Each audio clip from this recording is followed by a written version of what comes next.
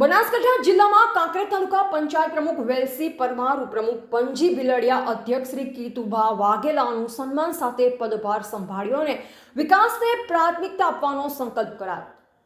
બનાસકાંઠા કાંકરેજ તાલુકામાં સ્થાનિક સ્વરાજની ચૂંટણીમાં ભાજપનો જ્વલંત ભવ્ય વિજય મેળવ્યો, ત્યારે વિજયના વધામણા અને પ્રજાનો ઋણ સ્વીકાર તથા આભાર દર્શન કાર્યક્રમ યોજાયો હતો,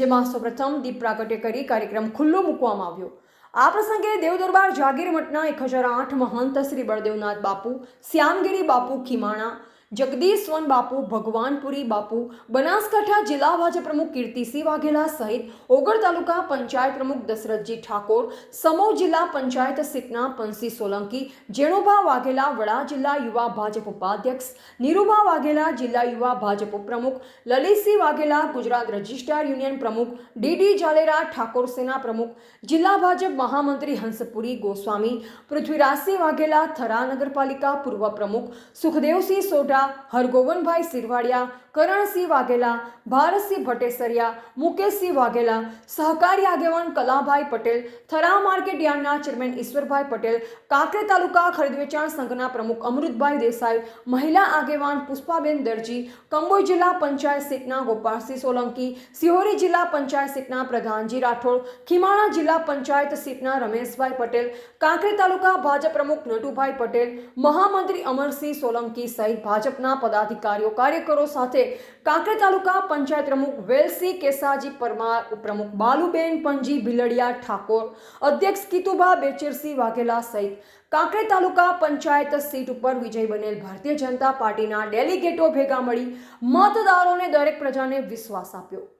અને સમાજજનને પણ આવાસ, વીજળી, રોડ, રસ્તા, પાણી, શિક્ષણ તથા આરોગ્ય સારવાર, માતા બહેનોને સન્માન, ગરીબ અને મધ્યમ વર્ગના આર્થિક ઉત્કર્ષથી લઈ કૃષિ તથા ઉદ્યોગ ક્ષેત્રના વિકાસ તેમજ આધુનિક ઇન્ફ્રાસ્ટ્રક્ચરના નિર્માણની ભાજપા સરકારના સંકલ્પને ચરિતાર્થ થતા જનતાએ જોઈ છે।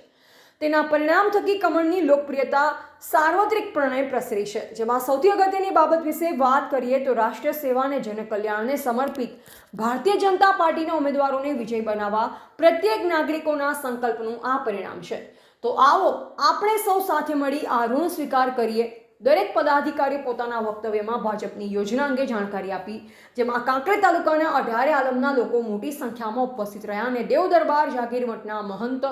શ્રી બળદેવનાથ બાપુનું ફૂલહાર પહેરાવી સાલ ઉઠાડી સન્માન કરવામાં આવ્યું હતું। ત્યારબાદ જિલ્લા ભાજપ પ્રમુખ કીર્તિસિંહ વાઘેલાને તલવાર સાફો પહેરાવી સન્માન કર્યું, જેમાં ઓગળ તાલુકા પંચાયત પ્રમુખ દશરથજી ઠાકોરનું ફૂલહાર પહેરાવી સાલ ઉઠાડી સન્માન કરવામાં આવ્યું। ત્યારે કાંકરેજ તાલુકા ભાજપ પ્રમુખ નટુભાઈ પટેલ, મહામંત્રી અમરસિંહ સોલંકી, રમેશભાઈ જોશી, કપૂરસિંહ પરમાર, મનુભાઈ જોશી, પૂર્વ સરપંચ ચીમનગઢ ખૂબ જ જહેમત ઉઠાવી હતી।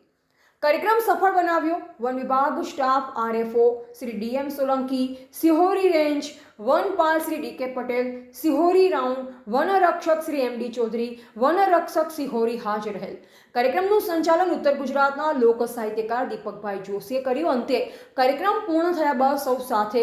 સ્વરૂચિ ભોજન ગ્રહણ કરી કાંકરેજ તાલુકા પંચાયત પ્રમુખ વેલસી કેસાજી પરમાર સહિત હોદ્દેદારોએ વિધિવત ચાર્જ લીધો। રિપોર્ટર રામજીભાઈ રાયગોર, બનાસકાંઠા। આજે ખીમાણા ગામે અભિનવ ભારતી વિદ્યાલયમાં આપણા યશસ્વી અધ્યક્ષ શ્રી